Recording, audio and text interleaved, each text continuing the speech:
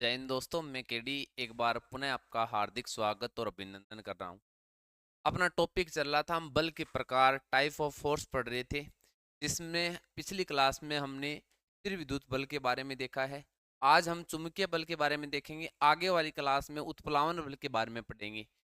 तो ये पढ़ने के बाद में अपना बल टॉपिक कंप्लीट हो जाएगा। इसके बाद में बल के संबंधित ही वो हैं जो केपलर के नियम है, जो कि रीट के अंदर दे रखा है, सिलेबस के अंदर केपलर के नियम, वो पढ़ेंगे। और वो पढ़ने के बाद में एक दाब और भार में क्या अंतर होता है, भारहीनता की स्थिति कब उत्पन्न होती है, उनके बारे में देखेंगे। फिर इसके संबंधित प्रश्नोत्तरी करेंगे। ठीक है, तो इस कक्षा में हम एक तो चुंबकीय बल के बारे में देखेंगे, एक अपकेंद्रीय बल और अभिकेंद्रीय बल के बारे में देखेंगे।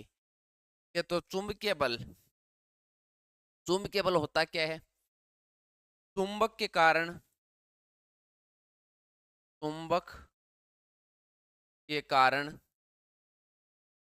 के कारण आकर्षण व प्रतिकर्षण होता है। आकर्षण व प्रतिकर्षण, चुंबक के कारण आकर्षण व प्रतिकर्षण होता है। तो यहाँ बल उत्पन्न होता है, यहाँ बल उत्पन्न होता है, तो क्या कहते हैं? चुंबकीय बल कहते हैं, बल कहते हैं। हम ये कह सकते हैं कि चुंबक के आकर्षण व प्रतिकर्षण के कारण जो बल उत्पन्न होता है ना, उस बल को चुंबकीय बल कहते हैं। दो चुंबकों के बीच में लगने वाले बल को चुंबकीय बल कहते हैं। वो दो जो चुंबकीय बल होता है वो आकर्षित प्रकृति का भी हो सकता है, प्रतिकर्षित प्रकृति का भी हो सकता है। जैसे स्थिर विद्युत बल होता है, वो आकर्षित और प्रतिकर्षित दोनों प्रकार का होता है ना। पर गुरुत्वाकर्षण बल केवल उसकी प्रकृति आकर्षण प्रकृति होती है उसकी। तो चुंबकीय बल आकर्षित और प्रतिकर्षित दोनों प्रकृति का ये चुंबकीय बल होता है। तो चुंबकीय बल में हम ये पढ़ेंगे, देखो सबसे पहले तो एक कुलाम नाम का वैज्ञानिक था, उन्होंने बताया था चुंबकीय बल के बारे में, केबल के बारे में, केबल के बारे में। तो इन्होंने एक सूत्र दिया था, जिस तरीके से कुलाम ने स्थिर विद्युत बल के संबंधित दिया था ना, वैसा ही फॉर्मूला यहाँ पे दिया था, वो पढ़ेंगे। उसके बाद में हम चुंबक के संबंधित देखेंगे, चुंबक के ध्रुवों के संबंधित देखेंगे, ध्रुवों की सामर्थ्यता होती है उसके संबंधित देखेंगे, और चुंबक के प्रकार के संबंधित देखेंगे, चुंबक के प्रकार के संबंधित देखेंगे, चुंबकीय रेखाएं, चुंबकीय रेखाओं के संबंधित देखेंगे, और चुंबकीय पदार्थ के संबंधित देखेंगे। चुंबकीय पदार्थ कितने प्रकार के होते हैं, पदार्थ के संबंधित देखेंगे। ये चीजें पढ़ेंगे। सबसे पहले आपको मैं बता देता हूं कि कुलाम ने चुंबकीय बल के बारे में बताया था। तो आगे वाले पेज पर सबसे पहले तो हम ये देख लेते हैं कि जो चुंबक है वो क्या होती है। चुंबक के दो ध्रुव होते हैं। दो ध्रुवों को पढ़ने के बाद में फिर हम ये पढ़ लेंगे कि गुलाम का जो चुंबकीय बल का जो फॉर्मूला है वो क्या है। ठीक है, तो जो चुंबक होते हैं ना, चुंबक के दो ध्रुव होते हैं। कितने ध्रुव होते हैं? दो ध्रुव होते हैं, उत्तरी ध्रुव और दक्षिण ध्रुव। उत्तरी ध्रुव होता है एक तो, और दूसरा कौन सा होता है? दक्षिण ध्रुव होता है, दक्षिण ध्रुव। उत्तर ध्रुव को एन से दर्शाते हैं नॉर्थ, और इसको एस से दर्शाते हैं साउथ। एन और एस, जिस तरीके से एक कोई चुंबक होगी ना, चुंबक होगी, उनका एक सिरा एन होगा तो दूसरा कौन सा होगा? एस सिरा होगा, ध्यान रखना। ठीक है, ये दोनों ध्रुव युग्म में पाए जाते हैं। ऐसा नहीं है कि कोई चुंबक के अंदर केवल एक ही ध्रुव होगा। ठीक है ना, तो ये ध्रुव क्या पाए जाते हैं? ये जो ध्रुव होते हैं वो क्या पाए जाते हैं? युग्म में पाए जाते हैं। आकर्षण व प्रतिकर्षण जो प्रकृति होती है ना, आकर्षण व प्रतिकर्षण क्षमता होती है ना, दोनों की समान होती है। क्षमता दोनों की क्या होती है? समान होती है। अब हम बात करते हैं कि जो एन एन को क्या करता है। जैसे ये एन सिरा है, ये एस सिरा है किसी चुंबक का। इस चुंबक के पास आप लेके आना भी, इस चुंबक के पास अगर यहाँ एन सिरा लेके आओगे, यहाँ एस सिरा लेके आओगे, तो ये वास्तव में क्या करेगा, ये आकर्षित करेगा। विपरीत ध्रुव क्या करते हैं, एक दूसरे को आकर्षित करते हैं, तो ये क्या करेंगे, एक दूसरे को आकर्षित करेंगे। यहाँ पर क्या होगा, आकर्षण होगा, आकर्षित करेंगे। विपरीत ध्रुव, विपरीत ध्रुव क्या करते हैं, एक दूसरे को आकर्षित करते हैं। ठीक है। और जिस तरीके से मुझे बताओ ये है, तो यहाँ पे कोई दूसरी चुंबक लेके आते हो, ये एस सिरा है ये, और ये एन सिरा है। ठीक है। तो मुझे ये बताओ, ये एक दूसरे को क्या करेंगे, प्रतिकर्षित करेंगे, प्रतिकर्षित करेंगे, क्या करेंगे, प्रतिकर्षित करेंगे। समान ध्रुव है, समान ध्रुव है, क्या करते हैं, प्रतिकर्षित करते हैं, क्या करते हैं, प्रतिकर्षित करते हैं। इन ध्रुवों, ये ध्रुव दोनों युग्म में पाए जाएंगे, एक चुंबक के अंदर पाए जाएंगे। ध्रुवों की जो आकर्षण और प्रतिकर्षण क्षमता होती है ना, वो अन्य भाग की तुलना में क्या होती है, ध्रुव की आकर्षण व प्रतिकर्षण क्षमता, प्रतिकर्षण क्षमता अन्य चुंबक की तुलना में, अन्य चुंबक की तुलना में में अधिक होती है, अधिक होती है। एन और एस जो ध्रुव होते हैं ना, वहां पर जो चुंबकत्व होता है ना, वो क्या होता है, अधिक होता है अन्य भाग की तुलना में, इस चुंबक के अन्य भाग की तुलना। ठीक है। तो ये ध्रुवों के संबंधित हो गया, इसमें एन और एस दो ध्रुव होते हैं, दोनों युग्म में पाए जाते हैं। समान ध्रुव आपस में प्रतिकर्षित करते हैं और विपरीत ध्रुव आपस में क्या करते हैं, आकर्षित करते हैं। ध्यान रखना, ध्रुवों की जो आकर्षण और प्रतिकर्षण क्षमता होती है ना, वो अन्य चुंबक के अन्य भाग की तुलना में क्या होती है, अधिक होती है। और ये जो चुंबक होती है ना, ये जो चुंबक होती है, ये एन एस सिरा होता है। इसमें यहाँ जो एम होती है, ये एम होती है, वो होती है चुंबकीय, ये सामर्थ्य, सामर्थ्य या प्रबलता। चुंबकीय सामर्थ्यता बोलते हैं या प्रबलता बोलते हैं, जिसको एम से दर्शाते हैं दोस्तों। ये क्या होता है, ये ध्रुवों की क्या होती है, प्रबलता होती है। ध्रुव के चुंबकत्व को दर्शाती है ये एम। तो ध्यान रखना, जो ध्रुव होते हैं ना, ध्रुव होते हैं वो, जैसे ये एन सिरा है और ये एस सिरा है कोई चुंबक का, और इसका जो चुंबकत्व है M1 है, M1 है। ध्यान रखना, जब इस चुंबक को इस तरीके से काटा जाता है ना, इस तरीके से काटा जाता है, क्षैतिज में काटा जाता है, किस में काटा जाता है, क्षैतिज में काटा जाता है, क्षैतिज में काटा जाता है, तो क्या होता है, इसका जो चुंबकीय जो सामर्थ्यता होती है ना, वो M1/2 हो जाती है। क्या हो जाती है, ये जो दो चुंबक अलग अलग हुई है ना, जैसे ऊपर वाली ये चुंबक अलग हुई है, नीचे वाली ये चुंबक अलग हुई है, इसकी जो चुंबकीय सामर्थ्यता क्या हो जाएगी, आधी हो जाएगी। ठीक है। और यही अगर इसको लंबवत काट देते हैं ना, ये एन, ये एस सिरा, यहाँ से चुंबक को लंबवत काट देते हैं, तो ये दो चुंबक बन जाएंगी। तो यहाँ पर जो यहाँ एन सिरा है, तो यहाँ दूसरी पर एस सिरा बन जाएगा। यहाँ एस है तो यहाँ क्या बन जाएगा, एन सिरा बन जाएगा। लंबवत काटते हैं ना, तो इसमें जो एम का जो मान होता है ना, एम का मान वो क्या रहता है, समान बना रहता है, दोनों चुंबकों में समान बना रहता है। ये तो ध्रुवों के संबंधित हमने पढ़ लिया।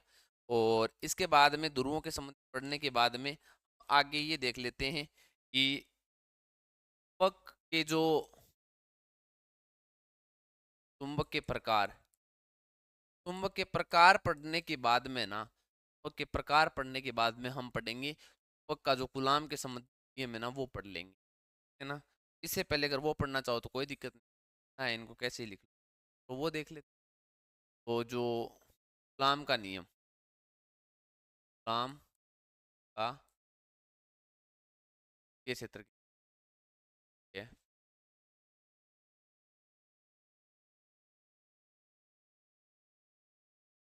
ये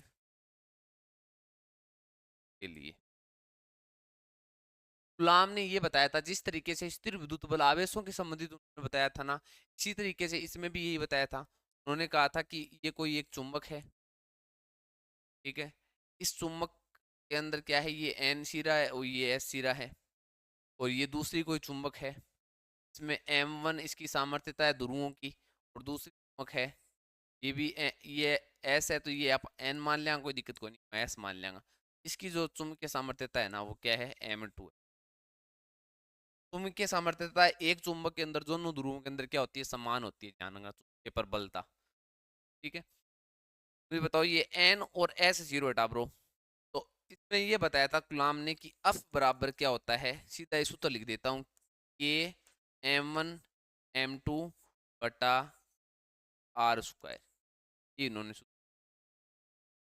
M1 और M2 क्या है, M1 जो M2 है ना वो तो क्या है, जो ध्रुवों की जो चुंबकीय सामर्थ्यता बोलते हैं या ध्रुवों की प्रबलता बोलते हैं, M1 और M2। ये क्या है, ये कूलाम्ब स्थिरांक है,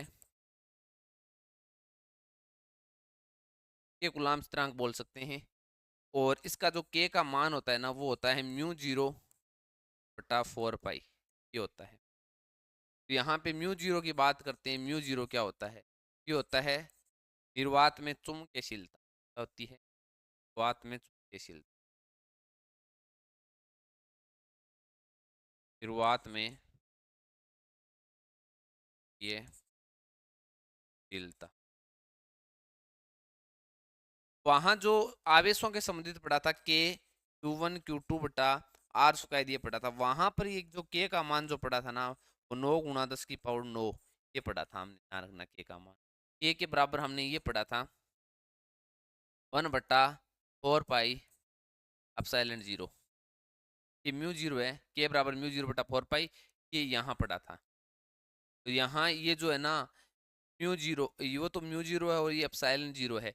ये एप्सिलॉन 0 क्या होता है अभी, वो होता है विद्युत जो किसी भी आवेश होता है ना, आवेश या विद्युत क्षेत्र होता है, विद्युत क्षेत्र की ये क्या होती है, ये विद्युतशीलता होती है, निर्वात में विद्युतशीलता बोलते हैं इसको, निर्वात में क्या बोलते हैं, विद्युतशीलता बोलते हैं। तो ये फॉर्मूला है अभी, एनसीईआरटी बुक के अंदर तो दे नहीं रखा है, फिर भी चुंबकीय क्षेत्र के संबंध से बात करते हैं तो केबल के संबंध में बात करते हैं तो ये फॉर्मूला काम ने दिया था इसके संबंध, ये लिख लीजिए। इसके बाद में चुंबक के प्रकार, चुंबक के प्रकार, चुंबक के प्रकार जो कि कक्षा 7 के बुक के अंदर दे रखे हैं, चुंबक के प्रकार ध्यान रखना। ठीक है, चुंबक जो सबसे पहले बात करते हैं कि चुंबक है ना, चुंबक की खोज हुई थी सबसे पहले एक गडरिया था, मैग्नीज नाम का। ठीक है ना, उस गडरिये ने चुंबक के बारे में देखा था। वो कहकर तो बेड़चरान जानतो जी, तो लट्ठी थी ना, डंडी थी, वो क्या थी, लोहे की बनी हुई थी। क्या थी, लोहे की बनी हुई थी। वो डंडी लोहे की बनी हुई थी। वो जब भी उधर घूमने जाता था या बेड़ वगैरह को लेकर आता था ना, तब उन्होंने क्या किया कि एक चट्टान जैसा उन्होंने पदार्थ देखा और उन्होंने ये देखा कि वो जो लोहे की जो लट्ठी थी वो क्या हो गई, उसकी के चिपक गई। चिपक गई तो उन्होंने सोचा कि ये कोई ना कोई एक पदार्थ है, उसका उन्होंने नाम दिया मैग्नेटाइट, मैग्नेटाइट। तो रासायनिक जो नाम होता है वो चुंबक का मैग्नेटाइट होता है। मैग्नेटाइट क्या थी, एक प्राकृतिक चुंबक, क्या थी, प्राकृतिक चुंबक। चुंबक दो प्रकार की होती है, एक तो प्राकृतिक चुंबक, प्राकृतिक चुंबक, एक और किसी बटा ब्रो, एक होती है कृत्रिम चुंबक, कृत्रिम चुंबक। कृत्रिम चुंबक कौन सी होती हैं, जो बनाई जाती हैं चुंबक, कृत्रिम चुंबक होती हैं वो लोहे जो जो के पदार्थ होते हैं ना, कच्चे लोहे से वो बनाई जाती हैं। कच्चे लोहे से बनाई जा सकती हैं, इस्पात से बनाई जा सकती हैं, लोहे चुंबकीय पदार्थ से बनाई जा सकती हैं। ठीक है ना, जो कि बनाई जाती हैं वो कृत्रिम चुंबक होती हैं, जो कि प्राकृतिक रूप में पाई जाती हैं उनको क्या बोलते हैं, प्राकृतिक चुंबक बोलते हैं। ये जो प्राकृतिक चुंबक होती है ना, ये का जो चुंबकीयशीलता का जो गुण होता है ना वो कम होता है, चुंबकीय गुण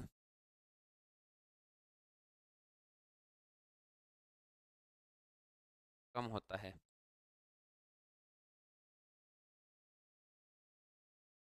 जैसे इसका उदाहरण जो है ना, एक मैग्नेटाइट, मैग्नेटाइट, मैग्नेटाइट का सूत्र क्या होता है अभी, Fe3O4 होता है, ध्यान रखना।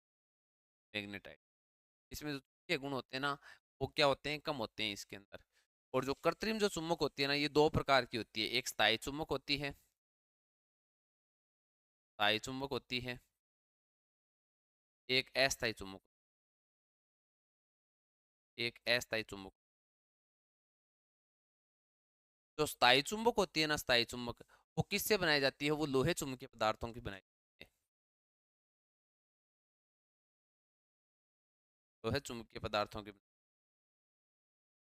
अब लोहे चुंबकीय पदार्थ कौन से होते हैं भी? इसके अंदर लोहा भी आता है, कोबाल्ट भी आता है, निकल भी आता है। इससे बनाई जाती है, लोहे चुंबकीय पदार्थों की बनाई जाती है। सामान्यतः ये बनाई जाती है वो इस्पात या स्टील की बनाई जाती है, इस्पात या स्टील की बनाई जाती है।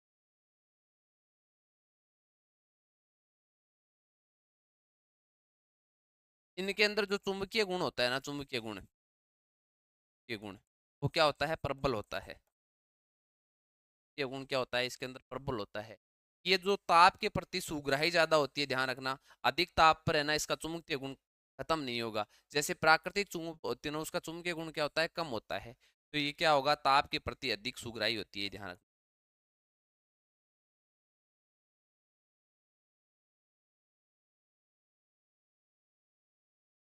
ताप के प्रति क्या होती है? अधिक सुग्राही होती है। तो ये स्थायी चुंबक होगी। स्थायी चुंबक जैसे कक्षा 7 की बुक के अंदर दे रखा है, जैसे नाल चुंबक हुआ, बेलनाकार चुंबक हुआ,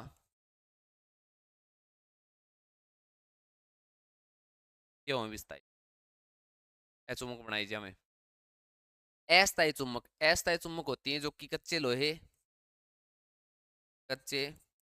लोहे से बनाई जाती हैं।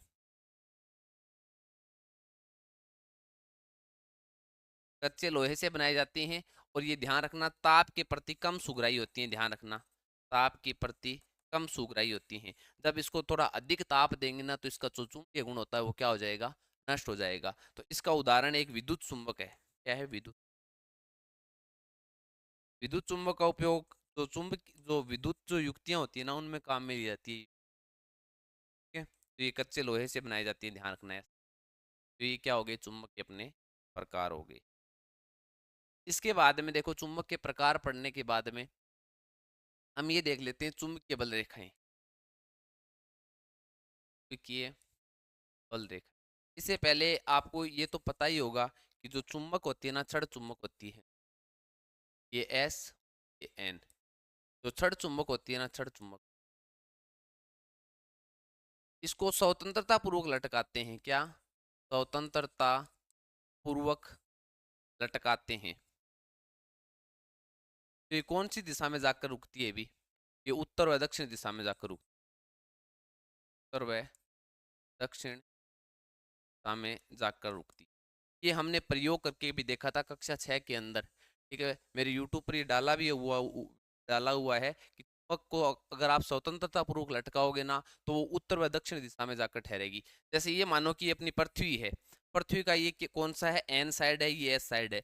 जब आप चुंबक को किसी धागे से लटकाकर अगर छोड़ोगे ना, तो ये जो चुंबक है ना, चुंबक, ये एन साइड है ना पृथ्वी का, उत्तर दिशा है, उत्तर दिशा की ओर तो एस सिरा आके रुकेगा। और जो ये दक्षिण दिशा है ना, इसकी साइड में एन सिरा आके रुकेगा, क्योंकि ये इसको आकर्षित करेगा, ये इसको क्या करेगा? आकर्षित।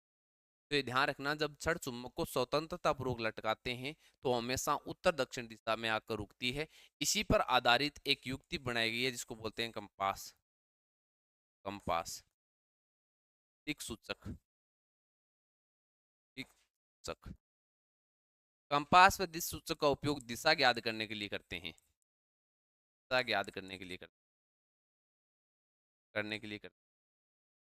ये इसी सिद्धांत पर काम करती है। इसके अंदर एक इस तरीके से ये होता है, ऊपर एक कांच का लगा हुआ होता है ढक्कन, और इसके अंदर इस तरीके से सुई आकार की होती है, जो एन साइड में जाकर रुकता है और एस साइड में जाकर रुकता है।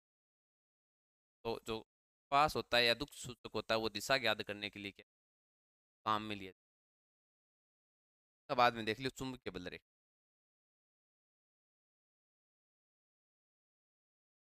बल रेखा, चुंबकीय बल रेखाएं क्या होती हैं भी? किसी चुंबक के चारों ओर क्या होता है? चुंबकीय क्षेत्र होता है। जैसे ये चुंबक है, एन सिरा है, ये एस सिरा है, इस चुंबक के चारों ओर क्या होता है? चुंबकीय क्षेत्र होता है। जहां तक इस सिरे का जो ध्रुव का जो प्रभाव होता है ना, उसको बोलते हैं चुंबकीय क्षेत्र। जैसे इसका जो प्रभाव यहाँ तक है, इसके अंदर कोई लोहे की वस्तु लेके आएंगे या कोई दूसरी चुंबक लेके आएंगे, वो आकर्षित हो जाएगी। इससे बाहर अगर यहाँ लेके आएंगे तो ये आकर्षित। इस क्षेत्र को बोलते हैं चुंबकीय क्षेत्र। क्या बोलते हैं? ये क्षेत्र।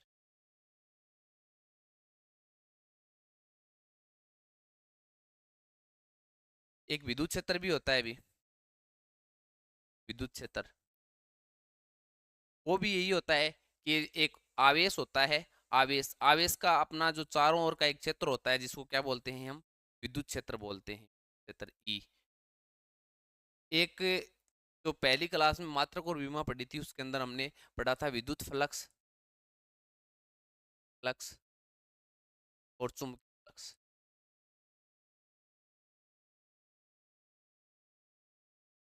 विद्युत फ्लक्स फाई से दर्शाया था, इसको भी फाई से दर्शाते हैं। विद्युत फ्लक्स क्या होता है अभी कि कोई भी जो क्षेत्रफल होता है ना उसके लंबवत गुजरने वाली विद्युत बल रेखाएं। और चुंबकीय फ्लक्स क्या होता है, कोई भी क्षेत्रफल के अंदर, एकांक क्षेत्रफल के अंदर मानिए कि जो लंबवत जो चुंबकीय बल रेखाएं जो गुजरती है ना, ये क्या होती है, चुंबकीय फ्लक्स कहलाता है। इसका फॉर्मूला क्या होता है अभी, फाई बराबर ई ए कोस थीटा। इसका क्या होता है, इसका बी ए हो जाएगा फिर ये। बी क्या होता है, चुंबकीय क्षेत्र होता है, ई क्या होता है, विद्युत होता है। विद्युत फ्लक्स का और इन दोनों का मात्रक हम वेबर पढ़ के आए थे, वेबर पढ़ के आए थे। और सीजीएस पत्ती में मैक्सवेल पढ़ के आए थे हम, मैक्सवेल पढ़ के। वेबर और मैक्सवेल ये इसके क्या होते हैं, मात्रक होते हैं। और विद्युत क्षेत्र ई की बात करते हैं, ई जो विद्युत क्षेत्र होता है ना, इसका फॉर्मूला क्या होता है अभी, एफ अपॉन क्यू होता है। क्या होता है, एफ अपॉन क्यू होता है, ध्यान रखना। तो विद्युत क्षेत्र को एक सदिश राशि होती है, ये थोड़ा डीपली अभी कक्षा 11-12 का मैटर है ये, थोड़ा सा बता देता हूँ आपको। ई बराबर एफ अपॉन क्यू, ये इसका फॉर्मूला होता है। ठीक है, ये कौन सी राशि है, सदिश राशि है। तो इससे आप विद्युत क्षेत्र का मात्रक भी निकाल सकते हो। एफ बल का क्या होता है, न्यूटन होता है। और क्यू कुलाम, आवेश का क्या होता है, कुलाम होता है। न्यूटन बटा कुलाम किसका हो गया, विद्युत, है ना। वैसे ही अगर चुंबकीय क्षेत्र का मात्रक आपको पता ही है, टेस्ला पढ़ के आए हो एसआई पत्ती में, और एक गाउस भी पढ़ के आए हो आप सीजीएस पत्ती, ये आपको मैंने। अब तो ये पूछ लो उस सर चुंबकीय क्षेत्र को सूत्र बता दो मैंने। तो एक जो लंबाई होती है ना वो छड़ के लिए क्या होता है अभी, अफ चुंबकीय जो बल का मान होता है ना वो आई बी एल होता है। क्या होता है, आई बी एल होता है, चुंबकीय बल का मान। ठीक है, तो यहां से आप चुंबकीय क्षेत्र को फॉर्मूला निकाल लो, अफ बट्टा आई एल बोलियो, ये क्षेत्र को। ठीक है, तो अप का क्या होता है अभी, न्यूटन होता है, इसका एम्पियर होता है, लंबाई का मीटर होता है, ये इसका मात्रक हो गया। चुंबकीय बल रेखाएं क्या होती हैं, ये जो बल रेखाएं होती है ना वो किसको दर्शाती है, चुंबकीय क्षेत्र, चुंबकीय क्षेत्र को दर्शाती है, क्षेत्र की तीव्रता को दर्शाती है। चुंबकीय क्षेत्र की कितनी तीव्रता है उस बात को दर्शाएंगी चुंबकीय बल रेखाएं। जहां चुंबकीय बल रेखाओं की प्रबलता मिलेगी ना, वहां चुंबकीय क्षेत्र क्या होगा, प्रबल होगा, ये ध्यान के अंदर चुंबकीय गुण क्या होगा, ज्यादा होगा। तो ये वह काल्पनिक रेखाएं जो चुंबकीय क्षेत्र की तीव्रता को दर्शाती हैं, चुंबकीय बल रेखाएं कहलाती हैं। ये ध्यान रखना, इनकी दिशाएं क्या होती हैं, कोई एक चुंबक होती है, ये एन, ये एस सिरा होती है। तो ये हमेशा एन से निकलती हैं और एस में क्या करती हैं, ये इस तरीके से प्रवेश करती हैं, इस तरीके ये क्या करती हैं, प्रवेश करती हैं। तो ये एन से निकलेंगी और एस के अंदर क्या करेंगी, प्रवेश करेंगी। ये एन से निकलेंगी और एस के अंदर क्या करेंगी, प्रवेश करेंगी। तो चुंबक के बाहर तो इसकी दिशा एन से एस होती है भी, बाहर। और चुंबक के अंदर है ना, चुंबक के अंदर, चुंबक के अंदर इसकी दिशा होती है, वो होती है एस से एन। ठीक है ना, उल्टी होती है, यहाँ से क्या होती है, एस से एन, इस तरीके से होती है। और एक नंबर मजे की बात देखो, ये चुंबकीय बल रेखाएं होती है ना, ये बंद वक्र बनाती हैं। क्या बनाती हैं ये बंद वक्र बनाती हैं। और ये एक दूसरे को कभी काटते नहीं है भी। क्यों नहीं काटती हैं, क्योंकि अगर ये एक दूसरे को काटेंगी तो इस पर दो स्पर्श रेखाएं खींची जा सकती हैं, इस तरीके से दो स्पर्श रेखाएं खींची जा सकती हैं। तो चुंबकीय क्षेत्र की दिशा एक बिंदु पर अलग अलग हो जाएंगी, जो कि क्या नहीं होती है, संभव नहीं होती है। तो ये चुंबकीय बल रेखाएं काटती नहीं है, ये बंद वक्र बनाती हैं, ध्यान रखना। और जो विद्युत बल रेखाएं होती है ना, विद्युत बल रेखाएं, विद्युत बल रेखाएं होती हैं, रेखाएं होती हैं, वो खुला वक्र बनाती है, बंद वक्र नहीं बनाती हैं। जैसे क्यू आवेश है, यहाँ पे प्लस का आवेश है, टू माइनस का आवेश है। तो ये ध्यान रखना, ये यहाँ पे इस तरीके से बंद वक्र नहीं बनता है। कोई यहाँ चुंबकीय बल रेखाएं आएंगी, वो क्यू प्लस के अंदर प्रवेश करेंगी और यहाँ से निकलेंगी। तो ये जो चुंबकीय बल रेखाएं होती हैं ये बंद वक्र बनाती हैं, विद्युत बल रेखाएं होती हैं वो जो वक्र बनाती हैं वो खुला वक्र होती है, ये एक दूसरे काटती नहीं है। ध्रुवों पर इनकी क्या होती है, संख्याएं क्या होती हैं, अधिक संगन होती हैं इसीलिए ध्रुवों का जो चुंबकत्व का गुण होता है ना वो क्या होता है, अधिक होता है। ये चुंबकीय। इसके बाद में देखो, ध्रुवों के बारे में हमने देख लिया, जड़ चुंबक के बारे में देख लिया। एक ये बात ध्यान रखना कि अगर किसी चुंबक को, ये कक्षा 7 की बुक के अंदर दे रखा है भी, अगर चुंबक को हम गर्म करेंगे, पीटेंगे, तो उसका जो चुंबकत्व का जो गुण होता है ना, चुंबकत्व का गुण, वो क्या होता है, नष्ट होता है, नष्ट होता है। और उसके अंदर ये भी दे रखा है कि हम घर पर भी क्या बना सकते हैं, चुंबक बना सकते हैं। जब किसी लोहे की वस्तु को बार बार अगर आपस में रगड़ा जाता है ना, तो उसके अंदर कौन सा गुण उत्पन्न हो जाता है, उसके अंदर चुंबकीय गुण उत्पन्न। जैसे एक ये कोई चुंबक है, एक लोहे का टुकड़ा लीजिए, उसको आप अगर बार बार इसके अंदर रगड़ोगे ना, तो इसके अंदर कौन सा गुण उत्पन्न हो जाएगा, चुंबक की तरह ये व्यवहार करने लगे। तो ये हो गए चुंबक के संबंध। इसके बाद में देखो, कुछ प्रतिचुंबकीय पदार्थ होते हैं, कुछ अनुचुंबकीय पदार्थ होते हैं, और जो कुछ लोहे चुंबकीय पदार्थ होते हैं। 3 प्रकार के पदार्थ होते हैं पदार्थ। यहाँ से कई बार उदाहरण पूछ लिया जाता है। तो प्रतिचुंबकीय पदार्थ क्यों हटा ब्रो, वे पदार्थ जिससे चुंबक जिसको क्या करेगी, प्रतिकर्षित करेगी। ऐसे पदार्थों को क्या कहते हैं, हल्का प्रतिकर्षण होगा यहाँ पे, तो बोलते हैं प्रतिचुंबकीय पदार्थ।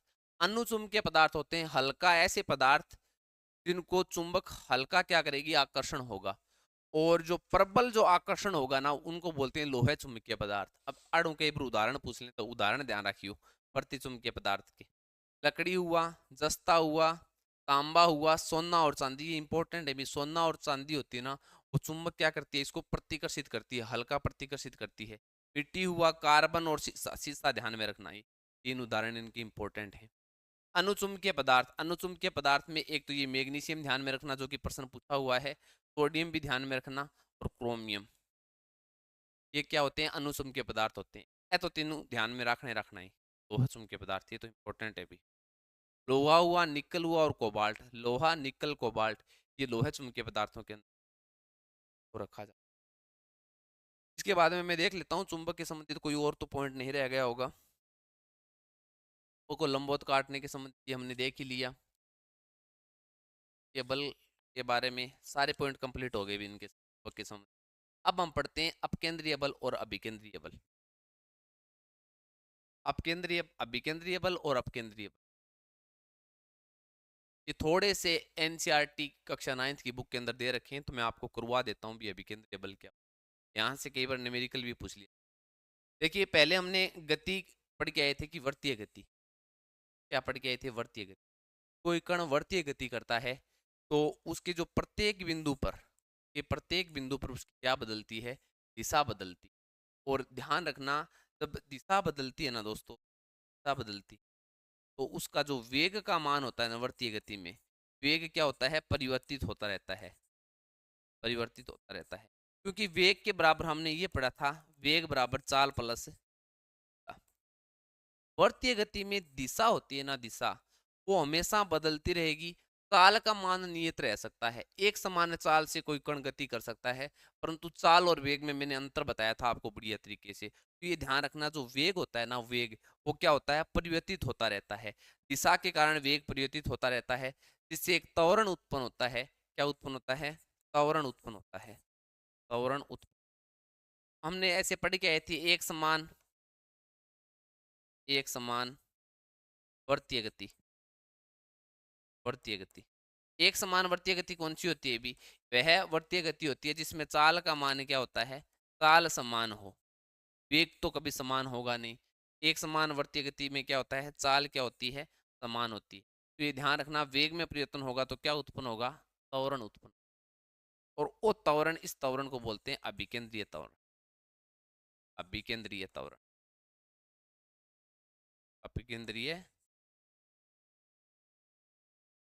तो अभिकेंद्रीय बल क्या है, देखो, जब कोई वस्तु वर्ताकार पथ में क्या करती है, गति करती है, वर्ताकार पथ में गति करती है, तो ये ध्यान रखना कि इसमें अंदर की ओर एक बल कार्य करता है। क्या करता है, अंदर की ओर एक बल कार्य करता है, उसको क्या बोलते हैं, अभिकेंद्रीय बल। वर्तीय गति में कोई कण जब गति करता है तब उसके अंदर की ओर एक बल कार्य करता है जिसको क्या कहते हैं, अभिकेंद्रीय बल कहते हैं। जैसे देखो भी, एक आपने पत्थर लिया और धागे से बांधकर इस तरीके से घुमा रहे हो, इसको घुमा रहे हो, तो वो इस तरीके से क्यों घूम रहा है अभी? वो इस अभिकेंद्रीय बल के कारण घूम रहा है। किसके कारण घूम रहा है? अभिकेंद्रीय बल के कारण घूम रहा है। ऐसा मानिए कि इस स्थान पर वो पत्थर आकर वो रस्सी टूट जाती है, टूटते ही वो कैसी गति करेगा? यहाँ पर ये स्पर्श रेखीय गति करेगा, ध्यान रखना। तो जो अभिकेंद्रीय बल के कारण गति करता है, वो अभिकेंद्रीय बल मिलता किससे अभी? वो जो डोरी होती है ना, डोरी, उसमें तनाव के कारण, डोरी के अंदर क्या होता है? तनाव होता है। तनाव के कारण कौन सा बल मिलता है उसको? अभिकेंद्रीय बल मिलता है, केंद्रीय बल। तो अभिकेंद्रीय बल में आप ये लिख सकते हो कि जब कोई कण वर्ताकार पथ में गति करता है तो केंद्र की ओर एक बल कार्य करता है जिसको हम अभिकेंद्रीय बल कहते हैं। अभिकेंद्रीय बल के उदाहरण जैसे मुझे बताओ। सूर्य के चारों ओर पृथ्वी चक्कर लगा रही है, भी पृथ्वी चक्कर लगा रही है, तो ये कौन से बल के कारण लगा रही है? ये कौन से बल के कारण लगा रही है? ये अभिकेंद्रीय बल के कारण चक्कर लगा रही है। जैसे हमने पढ़ा था कि इलेक्ट्रॉन होते हैं वो नाभिक के चारों ओर चक्कर लगाते हैं, वो भी एक बल द्वारा बंधे होते हैं। उस बल का क्या नाम है? अभिकेंद्रीय बल है। और वास्तव में जो ये अभिकेंद्रीय बल, ये कहाँ से मिलता है? भी सूर्य के चारों ओर पृथ्वी चक्कर लगाती है, ये गुरुत्वाकर्षण बल के कारण मिलता है। गुरुत्वाकर्षण बल के कारण मिलता है, ये ध्यान रखना। तो इसके उदाहरण हो जाएंगे, एक तो एक जो पत्थर को आप धागे से बांधकर उनको वर्तीय गति करवाओगे तो अभिकेंद्रीय बल लगेगा अंदर की ओर, वो तो तनाव तनाव बल के कारण मिलेगा जी, अभिकेंद्रीय बल। और सूर्य के चारों ओर पृथ्वी चक्कर लगाती है और नाभिक के चारों ओर इलेक्ट्रॉन चक्कर लगाते हैं, वो कौन से बल के हैं? अभिकेंद्रीय के हैं, उदाहरण है।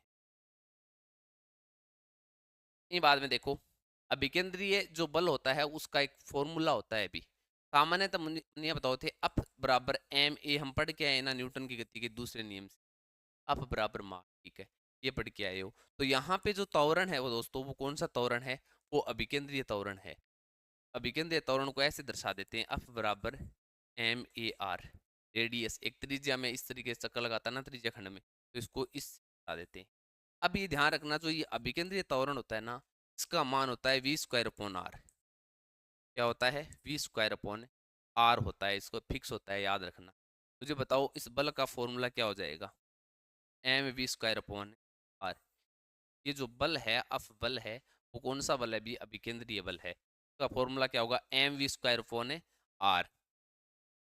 तो ध्यान रखना, जब वर्तीय गति करता है ना कोई कण, तो वहां पर कोणीय वेग भी उत्पन्न होगा, कोणीय वेग भी उत्पन्न होगा, ठीक है। तो कोणीय वेग को हम ओमेगा से दर्शाते हैं। कोणीय वेग को ओमेगा ओमेगा, और जो कोणीय वेग और जो सामान्य वेग है ना, उनमें संबंध होता है ओमेगा बराबर वी बटा आर। ये इंपॉर्टेंट है, भी ध्यान रखना, यहाँ से न्यूमेरिकल पूछा जा सकता है। ओमेगा क्या है? कोणीय वेग है, ओमेगा बराबर वी बटा आर है। और जो जो अभिकेंद्रीय जो त्वरण है उसका मान वी स्क्वायर अपॉन आर है। और ओमेगा के बराबर एक और भी फॉर्मूला होता है जो हम पढ़ के आए हैं, 2 पाई अपॉन टी, पढ़ के आए हैं, ये भी पढ़। 2 पाई क्या हो गई? ये पूरा वर्त हो गया 2 पाई, और टी क्या हो गया? इसका आवर्तकाल हो गया। और हम ये भी पढ़ के आते हैं कि जो एक आवर्तकाल होता है ना, वो क्या होता है? आवर्ती की क्या होता है? व्युत्क्रमानुपाती होता है, ये ध्यान रखना। ये भी पढ़ के आए, तो इसका एक और फॉर्मूला ये भी हो गया 2 पाई।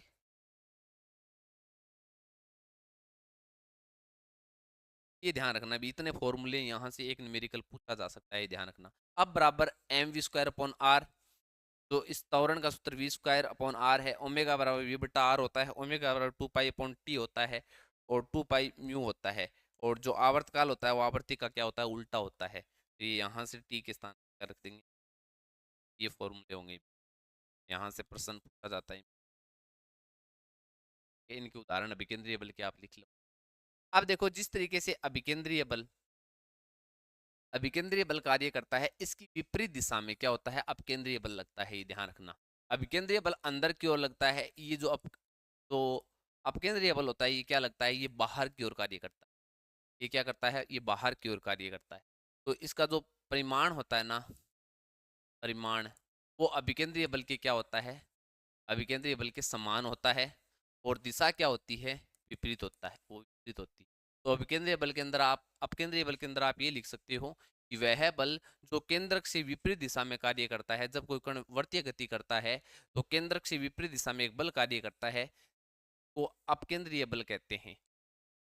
और इसका जो परिमाण होता है वो अभिकेंद्रीय बल के बराबर और दिशा क्या होती है, विपरीत होती है अपकेंद्रीय बल की। तो ये विपरीत दिशा में कार्य करता है, ये ध्यान रखना। जब हम गाड़ी वगैरह में जा रहे हैं, मोड़ वगैरह आती है तो क्या होती है, गाड़ी मोड़ में मुड़ती है तो हमें क्या लगता है, बाहर की ओर धक्का लगता है। वो किसके कारण, ये बल लगता है हम पर, अपकेंद्रीय बल लगता है। ठीक है। और आपने देखा होगा जहां मोड़ होती है ना, मोड़ होती है वहां पर क्या होता है, इस तरीके से बनाई जाती है सड़कें, थोड़ी सी इस साइड में ऊंची बनाई जाती है, क्योंकि अभिकेंद्रीय बल के कारण बनाई जाती है कि वो जो गाड़ी है वो बाहर की ओर न जाए, अंदर की ओर चली जाए। ठीक है, इस कारण बनाई जाती है, ध्यान रखना। मोड़ के अंदर वहां अभिकेंद्रीय बल कार्य करता है। अपकेंद्रीय बल की ये परिभाषा हो गई। और इसका जो परिमाण होता है वो अभिकेंद्रीय बल के बराबर होता है, और इसकी जो दिशा होती है ना, वो अभिकेंद्रीय बल की क्या होती है, विपरीत होती है अपकेंद्रीय। ये एक छद्म बल होता है, ध्यान रखना।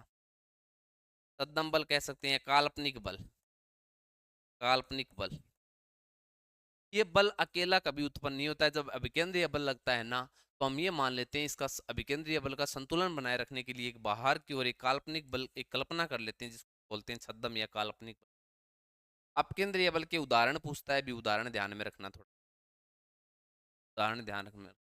दूध से क्रीम अलग करना, ये क्या अलग करना, क्रीम अलग करना। मदानी देखो, मदानी चालेगी नहीं, बाहर की ओर बल लगेगा। ठीक है ना, बाहर की ओर, केंद्र के बाहर की ओर बल लगेगा। तो ये किसका उदाहरण है, भी अपकेंद्रीय बल का उदाहरण। और आप ये खून वगैरह की जांच करवाते हो ना, तो जो रकत से, जो रकत कणिकाएं ना, रकत से, रकत कणिकाएं, कणिकाओं को अलग करना, रकत से रक्त कणिकाओं को क्या करना, अलग करना। ये भी क्या होता है अभी, ये किसके कारण होता है, अपकेंद्रीय बल के कारण होता है। ये दूध के मदानी से दूध होते हैं ना, वैसे ही वहां पे होता है। वॉशिंग मशीन होती है, वॉशिंग मशीन होती है। वॉशिंग मशीन में भी क्या होता है, एक बाहर की ओर बल कार्य करता है। जो वॉशिंग मशीन, वो भी कौन से बल पर आधारित है, अपकेंद्रीय बल पर आधारित है। एक जो मौत का कुआं होता है ना, मौत का कुआं, मौत का कुआं, वहां भी कौन सा बल लगता है, अपकेंद्रीय बल लगता है। मौत के कुएं में व्यक्ति गिरता क्यों नहीं है, मौत के कुएं, यहाँ इस तरीके से वो चलता रहता है, कारण नहीं गिरता। वहां पर क्या होता है, एक फिक्स वैल्यू होती है। जैसे ऐसा मानो, यहाँ पे ये, यहाँ पर वो गाड़ी चला रहा है, इस तरीके से वो घूम रहा है, इस तरीके से घूम रहा है, तो इस पर कितने बल कार्य करते हैं, इस पर 4 बल कार्य करते हैं। ठीक है। एक तो नीचे की ओर कौन सा बल लगता है भी, mg बल लगता है। और एक ऊपर की ओर बल घर्षण बल लगता है। कौन सा बल लगता है, घर्षण बल। इसके कारण वो नीचे नहीं गिरता, संतुलन बनाए रखता है। अब वो गति किस कारण करता है, उस पर इस केंद्र की ओर एक बल कार्य करता है, को बोलते हैं आधारित बल बोला जाता है। आधारित बल या केंद्र की ओर अभिकेंद्रीय बल बोला जाता है। इसके विपरीत भी एक बल कार्य करता है, जिसको बोलते हैं अपकेंद्रीय बल, अपकेंद्रीय बल। तो ये ध्यान रखना, यहाँ से एक फॉर्मूला निकल के आता है, V बराबर root R G upon mu. इसको गिरने से बचाने के लिए क्या करेंगे हम, ये संतुलन बनाए रखेंगे दोनों बलों का। घर्षण बल का मान बढ़ा सकते हैं, सतह को खुरदरा कर कर वो क्या हो जाएगा, घर्षण बल का मान बढ़ सकता है। और उसका जो वेग है ना, वेग, वो इस वेग से, जिसको क्रांति वेग बोलते हैं, क्या बोलते हैं, क्रांतिक वेग बोलते हैं। v बराबर root R G upon mu. ये जो म्यू एस है ना, ये स्थैतिक, स्थैतिक घर्षण गुणांक होता है, घर्षण गुणांक होता है। ये तो सतह पर निर्भर करता है कि वो सतह पर गाड़ी चल रही है, उसका जो स्थैतिक घर्षण गुणांक कितना है। और ये आर, आर उसकी क्या हो जाएगी, उस कुएं की क्या हो जाएगी, त्रिज्या हो जाएगी। ये जी है वो क्या हो जाएगा, गुरुत्वीय त्वरण हो जाएगा। इस फॉर्मूले से वेग निकाल लिया जाएगा। तो अगर इस वेग से अगर कोई कण अगर गति करता है किसी वर्तीय पथ में, तो वो वस्तु गिरेगी नहीं, क्योंकि यहाँ बलों का क्या बन जाएगा, आपस में संतुलन बन जाएगा। तो ड्राइवर वगैरह होते हैं ना, उनको इनका सब पता होता है भी कि क्रांतिक वेग किस वेग से हम दौड़ाएंगे, तब वो वस्तु गिरेगी नहीं। जैसे आपने देखा होगा भी, एक गिलास के अंदर पानी लेना और उसको इस तरीके से घुमाना भी, हल्के वेग से घुमाएंगे तो वो पानी नीचे गिर जाएगा। ठीक है, अगर बाहरी वेग से अगर वेग अगर बढ़ा देंगे तो वो पानी नहीं गिरेगा। ये इसी जो कुआं वाला नियम है ना, वो ही वहां पे लगता है। तो ये जो फिक्स एक वेग होता है जिसको क्रांतिक वेग बोलते हैं, इससे अधिक वेग पर वो ड्राइवर क्या होते हैं, गाड़ी को चलाते हैं, तब वो मौत के कुएं में नहीं गिरते। ठीक है, तो इसी के साथ अपना ये क्लास कंप्लीट होती है। इसमें हमने चुंबकीय बल को बढ़िया तरीके से देखा है, अपकेंद्रीय और अभिकेंद्रीय बल को बढ़िया तरीके से देखा है। आगे वाले क्लास में हम उत्प्लावन बल को पढ़ेंगे कि कोई वस्तु कब तैरती है और कब डूबती है, और उसके बाद में भार और दाब की एक क्लास होगी। इसी के साथ मैं अपने शब्दों पर विराम देता हूँ। जय हिंद, जय भारत।